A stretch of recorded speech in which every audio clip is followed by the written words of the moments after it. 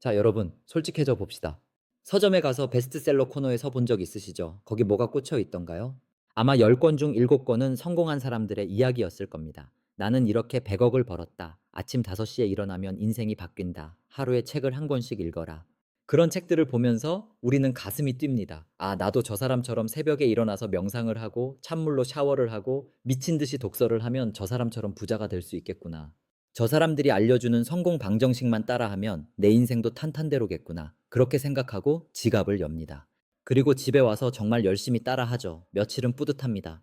그런데 한 달이 지나고 1년이 지나면 어떤가요? 여러분 통장에 100억이 꽂혀 있던가요? 아니면 인생이 송두리째 바뀌었나요? 아마 대부분은 피곤에 찌든 채 왜 나는 시키는 대로 했는데도 안 될까 자책하고 계실 겁니다. 오늘 제가 드릴 말씀은 조금 불편할 수도 있습니다. 어쩌면 여러분이 지금까지 믿어왔던 성공의 공식을 완전히 박살 내버릴지도 모릅니다. 하지만 이걸 모르면 여러분은 평생 남의 뒤만 쫓다가 인생을 허비할 수도 있습니다. 결론부터 말씀드리자면 부자들의 데이터는 거짓말을 합니다. 아니, 정확히 말하면 그들은 거짓말을 하지 않았지만 우리는 속았습니다. 우리가 보고 있는 그 화려한 성공의 데이터 뒤에는 똑같은 행동을 했지만 처참하게 실패해서 말이 없는 수만 명의 유령들이 숨어 있기 때문입니다. 오늘 우리는 눈에 보이는 성공 뒤에 숨겨진 거대한 함정, 바로 생존자 편향의 세계를 파헤쳐 볼 겁니다. 성공한 사람들의 습관을 따라 해도 여러분이 실패할 수밖에 없었던 진짜 이유, 그리고 죽은 자는 말이 없다는 이 섬뜩한 진실이 어떻게 경제와 역사를 움직여 왔는지 지금부터 아주 적나라하게 까발려 드리겠습니다. 이야기를 시작하기 전에 타임머신을 타고 1943년 제2차 세계대전이 한창이던 시기로 가보겠습니다. 여기는 미 해군 분석센터입니다. 분위기가 아주 심각합니다. 매일같이 수많은 전투기들이 독일군 진영으로 폭격을 하러 떠나는데 살아서 돌아오는 비행기가 너무 적은 겁니다. 돌아온 비행기들을 보니 상태가 말이 아닙니다. 날개며 꼬리며 온통 총알 구멍투성이죠. 군 수뇌부는 결단을 내립니다. 이대로는 안 되겠다. 비행기의 장갑을 더 두껍게 보강해서 조종사들의 생존율을 높여야 한다. 자, 여기서 질문 하나 드려보겠습니다. 여러분이 당시 사령관이라면 비행기의 어느 부분을 보강하시겠습니까? 경납고에 돌아온 비행기들을 쭉 살펴보니 유독 날개와 몸통 쪽에 총알 구멍이 벌집처럼 뚫려 있습니다. 반면에 조종석이나 엔진 쪽은 상대적으로 깨끗합니다. 상식적으로 생각하면 총알을 많이 맞은 날개와 몸통을 더 튼튼하게 만들어야 할 것 같죠? 실제로 군 장성들은 그렇게 지시하려고 했습니다. 총알 자국이 가장 많은 곳, 그곳이 바로 적의 공격을 집중적으로 받는 곳이라고 생각했으니까요. 그런데 그때 한 헝가리 출신의 수학자가 손을 번쩍 들고 나섭니다. 그의 이름은 아브라함 발드였습니다. 그는 이렇게 말합니다. 장군님들, 정반대입니다. 총알 구멍이 없는 곳, 즉 엔진과 조종석을 보강해야 합니다. 장군들은 황당해 했죠. 아니, 이봐, 데이터를 보라고. 날개에 구멍이 이렇게 많은데 무슨 뚱딴지 같은 소리야? 하지만 발드의 논리는 충격적이었습니다. 그의 말은 이랬습니다. 지금 우리 눈앞에 있는 비행기들은 총알을 맞고도 살아 돌아온 녀석들입니다. 즉, 날개나 몸통은 벌집이 되어도 비행에 치명적이지 않다는 증거입니다. 하지만 엔진이나 조종석에 총알을 맞은 비행기들은 어떻게 됐을까요? 그들은 여기 없습니다. 모두 추락해서 돌아오지 못했으니까요. 머리를 한 대 맞은 것 같지 않나요?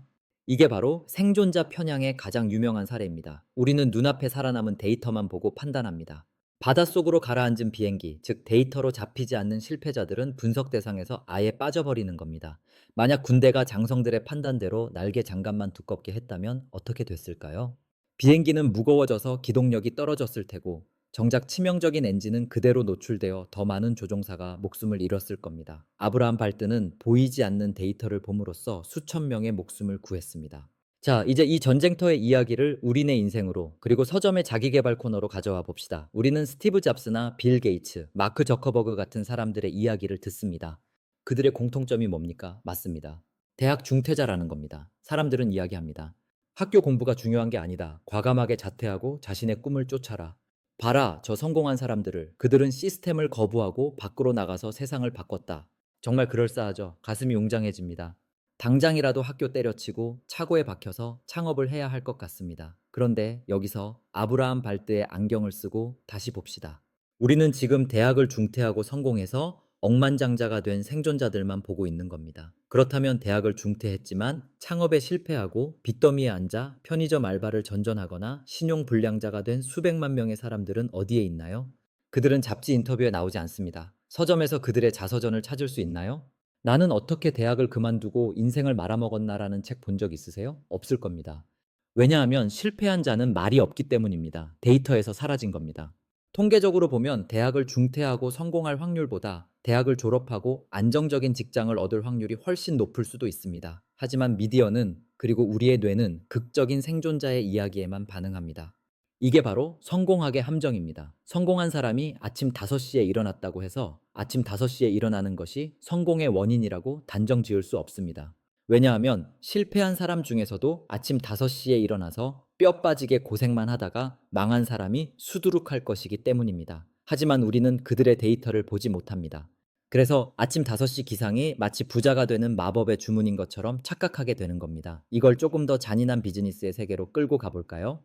서점에 가면 기업들의 성공 사례를 분석한 경영서들이 넘쳐납니다. 위대한 기업은 무엇이 다른가? 1등 기업의 비밀 같은 책들 말이죠. 이런 책들의 논리는 대부분 비슷합니다. 성공한 기업들을 모아놓고 공통점을 찾습니다.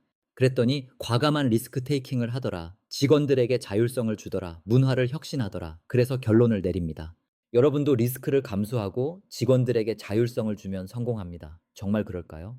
만약 망한 기업 1,000곳을 조사했는데 그들도 똑같이 과감한 리스크를 감수했고 직원들에게 자율성을 줬다면 어떡합니까? 그렇다면 리스크 감수와 자율성은 성공의 요인이 아니라 그냥 기업이 운영되는 일반적인 특성이거나 심지어 망하는 지름길일 수도 있는 겁니다. 그런데 우리는 망한 기업의 데이터를 분석하지 않습니다. 왜냐?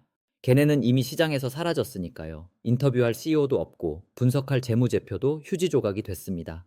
결국 우리는 살아남은 로또 당첨자들의 번호를 분석하면서 이 번호가 당첨의 비결이라고 떠들고 있는 셈입니다. 사실은 그냥 운이 좋았을 수도 있는데 말이죠.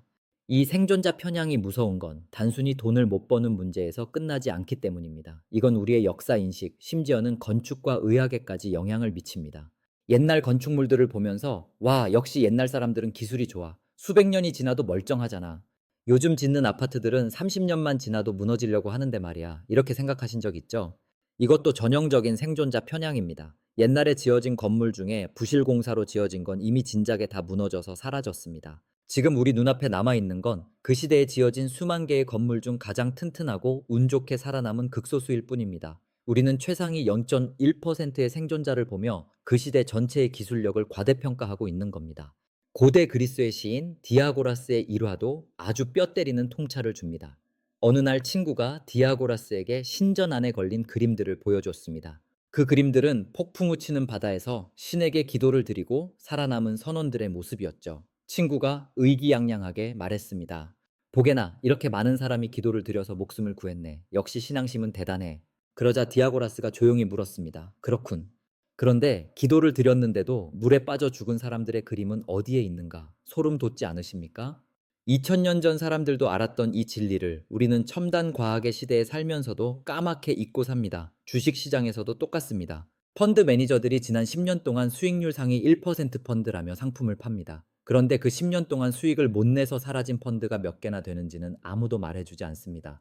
죽은 펀드는 말이 없으니까요. 우리는 생존한 펀드의 화려한 그래프만 보고 내 돈을 맡깁니다.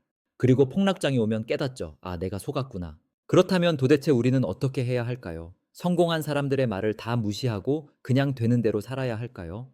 아닙니다. 핵심은 보는 눈을 바꾸라는 겁니다. 성공한 사람들의 공통점을 찾으려고 하지 마세요. 그건 반쪽짜리 정보입니다. 대신 실패한 사람들이 왜 실패했는지를 찾아야 합니다. 만약 여러분이 카페를 창업하고 싶다면 대박난 카페 사장님의 강연을 들으러 갈 게 아니라 망해서 폐업 처리를 하고 있는 가게를 찾아가야 합니다. 그리고 물어봐야 합니다. 사장님, 왜 망하신 것 같습니까? 인테리어 문제였나요? 입지였나요? 아니면 알바생 관리였나요? 그들이 겪은 실패의 원인들, 그게 바로 비행기의 엔진이고 조종석입니다. 거기를 피해야 사는 겁니다. 성공은 운의 영역이 크게 작용하지만 실패는 명확한 패턴이 있습니다. 그 실패의 패턴을 피하는 것, 즉 추락한 비행기들의 데이터를 모으는 것이 생존 확률을 높이는 가장 확실한 방법입니다. 데이터는 거짓말을 하지 않습니다. 다만 우리가 보고 싶은 데이터만 골라볼 때 데이터는 우리를 속이는 가장 강력한 무기가 됩니다. 성공한 사람들의 무용담은 달콤합니다. 듣고 있으면 나도 될 것 같은 희망을 주니까요. 하지만 현실은 냉혹합니다. 성공학 책을 덮고 차라리 역사책을 펴거나 실패 사례 모음집을 보십시오. 그리고 항상 질문하십시오. 지금 내 눈앞에 보이지 않는 탈락자들은 어디에 있는가? 그들은 무엇을 했는가? 오늘 이 이야기를 듣고 나면 이제 TV에 나오는 성공 신화들이 조금 다르게 보이실 겁니다. 전교 1등의 공부 비법, 글쎄요, 똑같이 했는데 성적 안 나온 애들이 전국에 몇 명일까요? 100억 부자의 투자 비법? 똑같이 투자했다가 깡통 찬 사람이 몇 명일까요? 보이지 않는 것을 보려는 노력, 들리지 않는 목소리를 들으려는 태도. 그것이 바로 이 복잡하고 불확실한 세상에서 여러분의 소중한 자산을 지키고 진짜 성공으로 나아가는 유일한 길일지도 모릅니다. 지금 여러분이 걷고 있는 그 길이 힘들고 외롭다고 느껴지시나요? 남들은 다 쉽게 성공하는 것 같은데 나만 뒤처지는 것 같으신가요? 걱정하지 마세요. 여러분은 지금 실패한 게 아닙니다. 단지 화려한 조명을 받는 소수의 생존자가 아닐 뿐 묵묵히 자신의 길을 가고 있는 다수의 항해자 중 하나입니다. 그리고 기억하세요. 진짜 중요한 교훈은 폭풍우를 뚫고 살아온 배가 아니라 아쉽게 침몰한 배들이 남긴 항해일지에 적혀 있다는 사실을요. 오늘 이야기가 여러분의 머릿속에 박혀있던 성공에 대한 막연한 환상을 깨고 좀 더 냉철하고 지혜로운 시각을 갖게 해 주었기를 바랍니다. 눈에 보이는 것이 전부가 아닙니다. 때로는 보이지 않는 침묵이 더 큰 진실을 말해주기도 하니까요. 다음 시간에도 여러분의 통념을 뒤집어 엎을 흥미로운 이야기로 찾아오겠습니다. 그때까지 보이지 않는 것을 의심하는 힘을 기르시길 바랍니다.